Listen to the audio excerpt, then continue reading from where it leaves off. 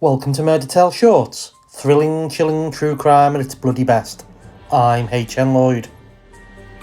Today's case is one that Coroner James Turnbull described as one of the most puzzling cases that I came across in 25 years of service. Indeed, when you Google the victim's name, the top results are news articles from otherwise well-respected news outlets that talk about alien abductions and KGB murder plots. 56-year-old Zigmund Adamski was born in Poland in 1923.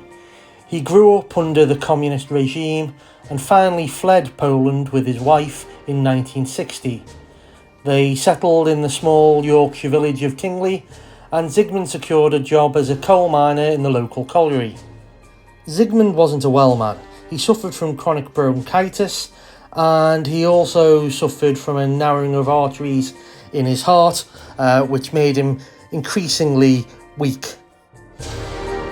At 3:30 p.m. on Friday the 6th of June 1980, Zigmund popped out to the local shop to buy himself some potatoes for his and his wife's evening meal. Zigmund never returned home. He was not known to have been depressed or suicidal, and he had never done anything like this before. 5 days later, on Wednesday the 11th of June 1980, and 30 miles away in the town of Todmorden in Yorkshire, Zigmund Adamski's body was discovered.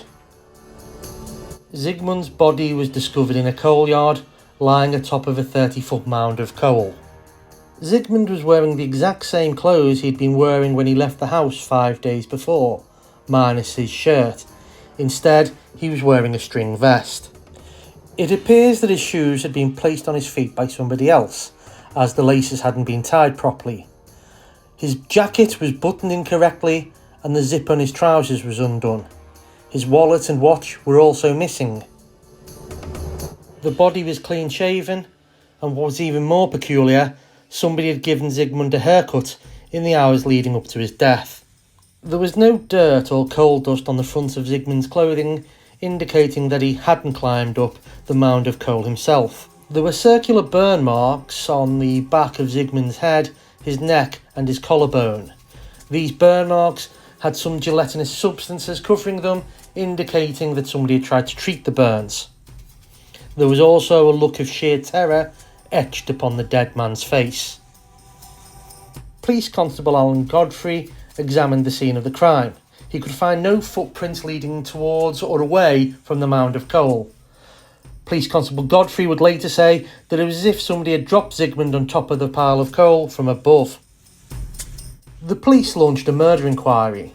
They carried out house-to-house inquiries, and they questioned local hospitals and medical centres to see if they had treated anyone who matched Zigmund Adamski's description. None of these inquiries led anywhere. Forensic analysis of the gel that had been used to treat Zigmund's burns failed to identify what the substance was. It appeared to be completely alien. The coroner's jury returned an open verdict. This basically meant that the coroner's jury believed that something suspicious had occurred, but they couldn't say beyond all reasonable doubt that it was murder or suicide. In an interview in the 1990s, Coroner James Turnbull stated that it was his belief that Zigmund Adamski had been murdered, but the police had failed to give him enough evidence to direct the coroner's jury to that conclusion. He therefore pushed for the open verdict so that the police wouldn't be able to close the investigation down and would continue to investigate Zigmund Adamski's death. Shortly after the coroner's verdict, P.C. Godfrey was ordered by superiors to quickly and quietly wrap up the investigation into Zigmund Adamski's death. Then something very strange happened. As a serving police officer, P.C. Godfrey had already signed the Official Secrets Act. However, he was now asked to sign it again, but with a specific clause stating that he wasn't allowed to discuss the Zigmund Adamski case with anyone. What really happened to Zigmund Adamski? Well, one of Zigmund's relatives was going through a bitter breakup with her husband. This relative had come to live with Zigmund and his wife.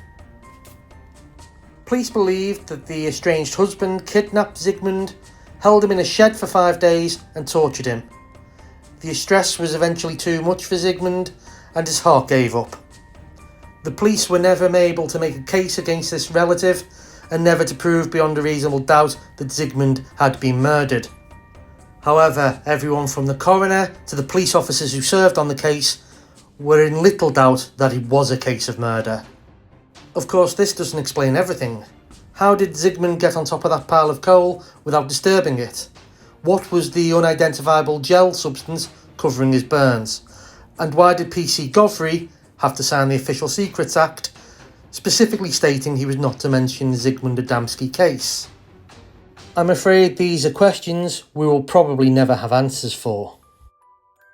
You can find a much more detailed account of this case in my book, Murder Tales Unsolved Volume 2. Or if you like murders with a stranger flavour, then why not read my books Murder Tales Occult Murders or Murder Tales Stranger Than Fiction. All of these books and more are available on Amazon. And don't forget to subscribe to the Murder Tales podcast. Until next time, don't have nightmares.